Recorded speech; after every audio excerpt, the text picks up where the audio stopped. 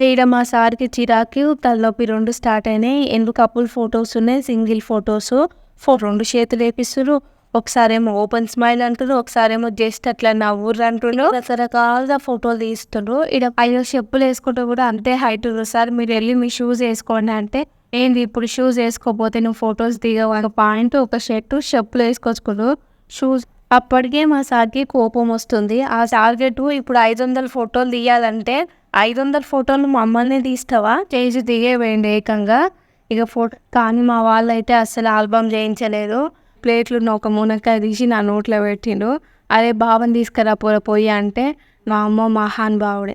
మొగోళ్ళతోని మాట్లాడడానికి కూడా ఈయనకింత సిగ్గైతుందా అని చెప్పేసి నాకనిపించింది. ఇక నాకేమో అప్పటిదాకా ఒక పెద్ద బరువు, భయం ఉండే. హమ్మయ్య! అని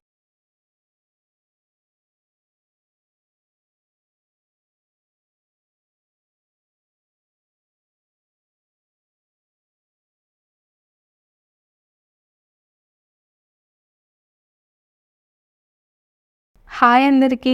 అందరూ ఎలా ఉన్నారో?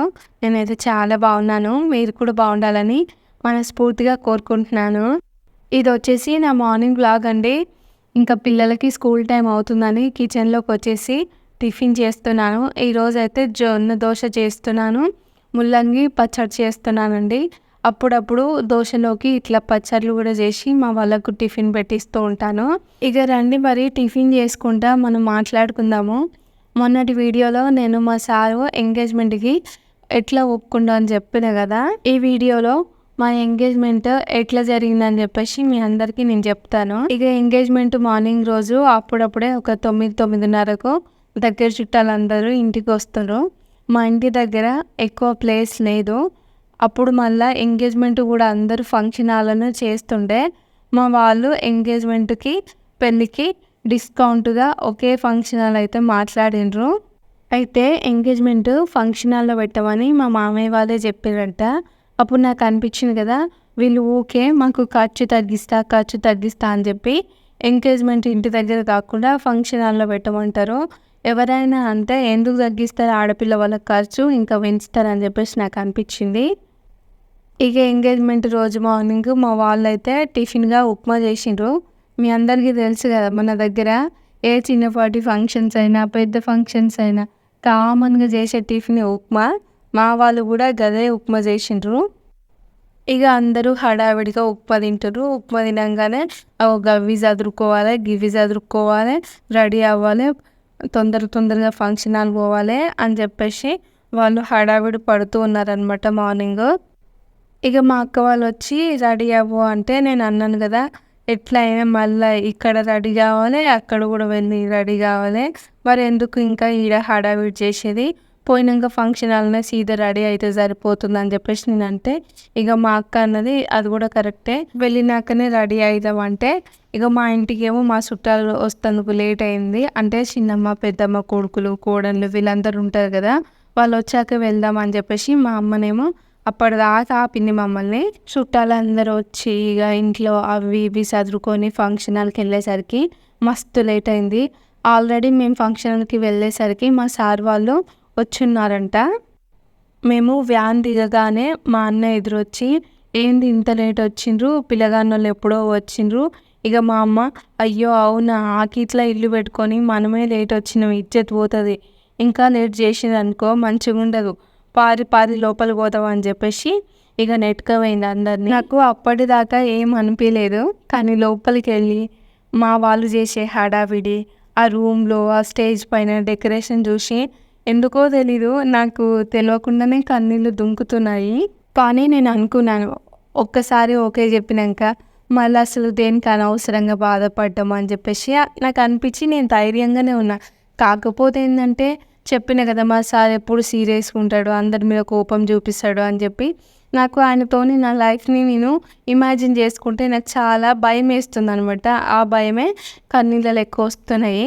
ఇటువైపేమో మా అక్క వాళ్ళు ఎట్లా ఫీల్ అయితుర్రంటే నన్ను రెడీ చేయడానికి మేమే బ్యూటీషియన్స్, మాకు సాటి ఎవరు లేరు, మాకు మస్తు రెడీ చేయడం వస్తదని చెప్పేసి వాళ్ళు ఆ ఫీలింగ్‌లో ఉర్రు. కానీ ఆడ చేసింది ఏం లేదు. ఒక లాక్మీ క్రీమ్ ఉంటదిగా అది పెట్టిండ్రు, మేకప్ పౌడర్ ఏసిండ్రు.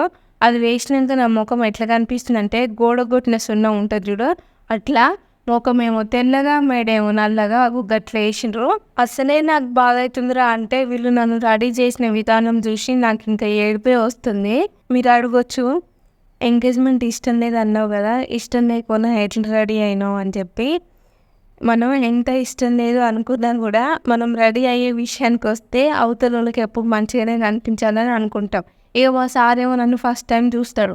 చూస్తే ఈళ్ళు గోడకు పెట్టిన సున్నం లెక్కుంటే, వామ్మో! గీమనా నేను చేసుకునేదని చెప్పేసి ఆయనకు కూడా ఎట్నో అట్లా కొంచెం బాధగా అనిపిస్తది కదా!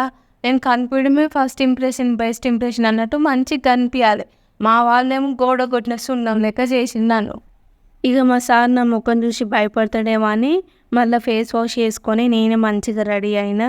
ఈలోపు మా వాళ్ళు ఏం చేసిండ్రంటే మా సార్‌ని స్టేజ్ పైకి తీసుకెళ్ళి వడి నింపుతుండ్రు. అదే అండి ఫ్రూట్స్ అవన్నీ పెడతారు కదా! ఆయనకు వడి నింపగానే నాకు కూడా పిలిచి వడి నింపిండ్రు. మళ్ళీ ఆ తర్వాత స్టేజ్ దిగుతున్నాం. ఎందుకు అంటే మనకు వడి నింపేటప్పుడు కొంగుకి ఒకటే పిన్ పెడతారు కదా! మళ్ళీ ఆ తర్వాత కేక్ కట్ చేసే ముందు కొంగు సెట్ చేసుకోవడానికి రూమ్‌లోకెళ్ళినాము. ఇక మా వాళ్ళందరూ అయితే లగ్న పత్రిక రాపిచ్చుకుంటుర్రు. పెళ్లి డేట్ కూడా ఎంత తొందరగా ఫిక్స్ చేసిండ్రంటే నాకైతే అనిపించింది, ఏంది వీళ్ళకి ఇంత ఆరాటం పెరిగిపోయింది. చేసేవాళ్ళు ఎట్లయినా పెళ్లి చేస్తుర్రు కదా! నిమ్మలంగా చేస్తే మంచిగుంటది కదా! ఈ 10 రోజులల్లో ఏమైతాయి అని చెప్పేసి నాకు అనిపించింది. మాది ఏప్రిల్ 22 ఎంగేజ్‌మెంట్ అయితే మే 2కి పెళ్లి ఫిక్స్ చేసిండ్రు. అటు ఇటు మధ్యలో ఒక 10 రోజులు ఉంటది కదా! 10 రోజులలో పెళ్లి పనులు చేయడం చాలా కష్టము. ఇంకా 10 రోజులంటే మిగిలినవి 7 రోజులు. 3 రోజులలో ఒక 2 రోజులు పెళ్లి కూతురిని చేయడం, ఒక్కరోజేమో పెళ్లి డేట్ కదా! ఇక నాకు అనిపించింది అయినా కూడా వాళ్ళకి లేని బాధ మనకెందుకు? ఇక వాళ్ళ ఇష్టం ఎట్లొస్తే అట్లా చేయని అని చెప్పేసి నాకు అనిపించింది. ఇప్పటిదాకా నాకు మా సార్‌కి వేరు వేరుగా వడి నింపిర్రు కదా! ఇప్పుడు ఇద్దరం స్టేజ్ పైకెళ్ళి కేక్ కట్ చేయాలి. పంతులైతే పైకి పిలిచిండ్రు. ఇక మా వాళ్ళైతే కేక్ కట్ చేయడానికి అన్ని ఏర్పాట్లయితే చేసిండ్రు. ఇక అంతా మంచిగానే నడుస్తుంది. కానీ మాకొచ్చిన పెద్ద తలనొప్పి ఏంటిదంటే ఫోటోగ్రాఫరే. ఇక స్టేజ్ పైకైతే పోయినంగా. పోయినా కూడా నేను మా సార్ పక్కనే నిలబడ్డా. మా సార్ అయితే నా ముఖం చూడలేదు. నేను మా సార్ ముఖం చూడలేదు. ఇదే పెద్ద విచిత్రం లెక్క అనిపించింది నాకు ఆ టైంలో. ఇక స్టేజ్ పైన నిలబడ్డాక అందరూ ఏం చేస్తారంటే కేక్ కట్ చేయరు, కేక్ కట్ చేయరు అని చెప్పి అంటుర్రు. నాకేమో ఆ టైంలో ఎసొంటి బాధ ఏం లేదు. నేనైతే నార్మల్‌గానే ఉన్నా. మా సారే కొంచెం మస్తు చిరాకుగా ఉండు. ఇక ఫోటోగ్రాఫరు కేక్ కట్ చేయని చెప్పి మా సార్‌కి చెప్తే మా సారేమో అట్లనే సైలెంట్‌గా చూస్తుండు. ఆయననేమో ఒక 3, 4 సార్లు కట్ చేయరు అని చెప్పిండ్రు. మా సారేమో ఉలుకు లేదు, పలుకు లేదు. వచ్చిన వాళ్ళందరేమో వీళ్ళెప్పుడు కేక్ కట్ చేస్తారా అని చెప్పేసి ఎక్సైట్‌మెంట్‌గా చూస్తుండ్రు. ఇక చిన్న పిల్లలు ఉంటారు కదా! మాకు కేక్ కావాలి, ఫస్ట్ మాకు కావాలని ఆళ్ళు పక్కన కొట్లాడుతుండ్రు. మా సారేమో సపోర్ట్ చేస్తలేడు. ఇక నాకు అనిపించింది ఎట్లైనా ఎంగేజ్‌మెంట్ చేసుకోవడానికి స్టేజ్ మీదకొచ్చిండు. మరి కేక్ కట్ చేస్తే ఏమైతుంది? ఇక ఈయనతోని ఎట్లయితే లాభం లేదు. మస్తు సోది చేస్తుండని చెప్పి నేనే ఆ నైఫ్ తీసుకొని కేకు కట్ చేస్తున్నా. ఇక మా సార్ ఏందంటే నేను కేక్ కట్ చేసేటప్పుడు జస్ట్ నా చెయ్యి అయితే పట్టుకుండు. ఇక మా అత్తయ్యని, మా మామయ్యని పిలిచి కేక్ పెట్టినాం. అమ్మ వాళ్ళు కూడా వచ్చిండ్రు. ఆ తర్వాత నేను మా సార్‌కి కొంచెం పెట్టినా. మా సార్ నాకు కొంచెం పెట్టిండు. ఇక ఫ్యామిలీ ఫోటోస్ దిగడం అయితే అయిపోయింది. ఇక ఈడ మా సార్‌కి చిరాకు, తలనొప్పి 2 స్టార్ట్ అయినాయి. ఎందుకు అంటే ఫైనల్‌గా దిగాల్సినయి కపుల్ ఫోటోస్ ఉన్నాయి, సింగిల్ ఫోటోసు. ఫోటోగ్రాఫర్ ఏమో చాలా ఎక్కువగా ఒకసారి భుజం మీద చెయ్యేపిస్తుండు, ఒకసారేమో ఒక చేతేపిస్తుండు, ఒకసారి 2 చేతులేపిస్తుండ్రు, ఒకసారేమో ఓపెన్ స్మైల్ అంటుండ్రు, ఒకసారేమో జస్ట్ అట్లా నవ్వుర్రు అంటుండ్రు. రకరకాలుగా ఫోటోలు తీస్తుండ్రు. ఈడ మళ్ళేమైందంటే మా సారు స్టేజ్ పైకి ఎక్కేటప్పుడు చెప్పులిప్పిండు. అయితే మా సారు నా పక్కన నిలబడి ఫోటోలు దిగేటప్పుడు మేమిద్దరం ఒకటే హైట్ ఉన్నామంట. ఫోటోగ్రాఫర్ చెప్పిండ్రు కదా! సార్ మీరు వెళ్ళి మీ షూ ఏసుకొచ్చుకోండి అంటే మా సార్ పోయి ఆయన చెప్పులేసుకొచ్చుకుండు. ఫోటోగ్రాఫర్ ఏమో అయ్యో! చెప్పులేసుకుంటే కూడా అంతే హైట్ ఉన్నారు సార్ మీరు వెళ్ళి మీ షూస్ ఏసుకోండి అంటే నేను షూస్ ఏసుకొచ్చుకోలేదు. ఏంది ఇప్పుడు షూస్ ఏసుకోకపోతే నువ్వు ఫోటోస్ దిగవు అని చెప్పేసి మా సార్ కోపంగా అంటే ఫోటోగ్రాఫరు అట్లేం లేదు సార్ హైట్ ఉంటదని చెప్పేసి చెప్పినా అని చెప్పి ఆయన అన్నాడు. నిజంగా చెప్పాలంటే మా సార్ అయితే చాలా సింపుల్‌గా వచ్చిండు. ఒక పాయింట్, ఒక షర్టు, చెప్పులేసుకొచ్చుకుండు. షూస్ కూడా ఏమి ఏసుకొచ్చుకోలే. అట్లా వచ్చిండు ఎంగేజ్‌మెంట్‌కైతే. మా దగ్గరికే ఆ ఫోటోగ్రాఫర్ దొరికిండు. ఇక ఆయన ఏమన్నాడంటే, "సార్ కొంచెం మేడం మీ మీద 2 చేతులేస్తది. కొంచెం క్లోజ్‌గా నిలబడి ఓపెన్ స్మైల్ చేసి ఫోటో దిగండి" అని చెప్పిండు. అప్పటికే మా సార్‌కి కోపమొస్తుంది. ఆ స్టిల్ దిగుతుంటే ఎంత దిగినా గూడా కరెక్ట్ రాలేదు. ఇంకోసారి అని జెప్పి ఒక 4, 5 సార్లయితే అదే స్టిల్‌తోని ఫోటో మంచిగొచ్చేదాకా తీశిండు. మా సార్‌కి మస్తు కోపం పెరిగింది ఆ స్టిల్ వల్ల. ఫోటోగ్రాఫర్‌ని అన్నారు గదా! "ఏంది నీ టార్గెటు ఇప్పుడు 500 ఫోటోలు తీయాలంటే 500 ఫోటోలు మమ్మల్నే తీస్తావా? ఇందాకటి నుంచి ఒకటి అట్లా ఇట్లా అని చెప్తావు. మేము నిలబడ్డట్టే నువ్వు సక్కగా తీయి" అని చెప్పేసి అనేసరికి ఫోటోగ్రాఫర్ ఫేస్ అయితే మాడిపోయింది. అది చూసి మా సార్ అన్నాడు కదా, "అన్న పొద్దున్నుంచి ఏం తినలేదే, మస్తు ఆకలేస్తుంది. నిలబడి నా కాళ్ళన్నీ గుంజుతున్నాయి. మీరేమో అట్లా తీస్తుర్రు, ఇట్లా తీస్తుర్రు" అంటే ఫోటోగ్రాఫరు, "అయ్యో అవునా అన్న, సరే మీరు కూర్చోండి." అంతలోపు మేడంకి సింగిల్ ఫోటో తీస్తా అంటే మా సారు స్టేజ్ పైన 2 చైర్లు వేస్తారు కదా, దాని మీద కూర్చోమంటే స్టేజ్ దిగే పోయిండు ఏకంగా. ఇక ఫోటోగ్రాఫర్ కూడా అసలు చాలా ఫీల్ అయిండు. "మేడం ఫోటోలు తీయడం అయిపోయింది, ఇక మీరు వెళ్ళండి" అని చెప్పేసి నన్ను కూడా అన్నారు. ఒక 3-4 గంటలు కష్టపడి ఫోటోగ్రాఫర్ అయితే ఫోటోలు తీసిర్రు. కానీ మా వాళ్ళైతే అస్సలు ఆల్బమ్ చేయించలేదు. పెళ్లి ఫోటోలైనా పెన్ డ్రైవ్‌లో వేయించిర్రు కానీ ఈ ఎంగేజ్‌మెంట్ ఫోటోస్ అయితే ఒక్కటి కూడా లేవు. ఇక మా సార్ అయితే డైరెక్ట్‌గా తినడానికి ఆడికే పోయిండు. ఇక నేను ఒక్కదాన్ని కూర్చుంటే మంచిగా ఉండదు కదా, నేను కూడా ఆకలి అవుతుందని పోయినా. నేను పోయేసరికి మా వాళ్ళందరూ ఏం చేసిరంటే ఆల్మోస్ట్ అందరూ అన్నం తిన్నారు తెలుసా. అమ్మ, నాన్న, అక్కలు అందరూ. మా కోసం అయితే ఎవ్వరు కూడా ఆగలేదు. మా సార్‌కేమో అందరూ ఎవరు పట్టక ఆళ్ళే తినేసిండ్రు కదా, మా సార్‌కి మస్తు కోపమొస్తుంది. ఎందుకు అంటే అందరం కలిసి తిందాం అనుకోని మా సార్ అనుకున్నంట. వాళ్ళేమో ఇంకా ఎవరు అంతలా ఆళ్ళే తినేసరికి మాతో పాటుగా కలిసి తినడానికి ఎవరు లేరు. ఇక మాతో పాటు ఎవరు తింటారా అని అటు ఇటు చూస్తుంటే మా అన్న వాళ్ళొచ్చిండ్రు.